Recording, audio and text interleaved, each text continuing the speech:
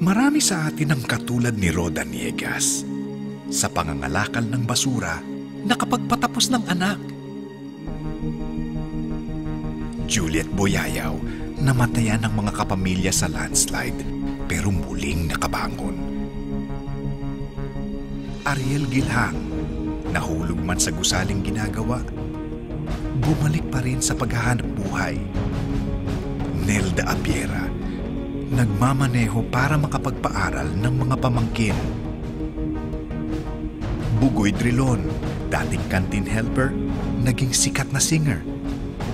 May mga tumutulong sa kapwa tulad ni Major Mario Topacio at iba pang sundalo na tumulong sa mga biktima ng kalamidad. Tess Abiera, nagtuturo ng pagwe-welding sa mga batang mahihirap.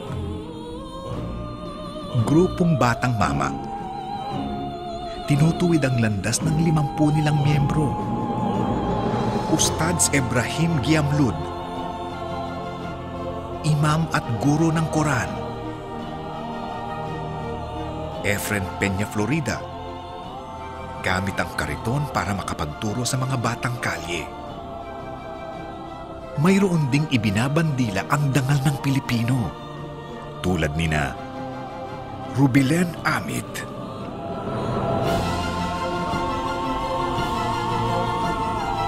ang Philippine Women's Taekwondo Team, at ng libu-libong kabataan. Dahil sa inyo, ang ABS-CBN ay bilib sa Pinoy.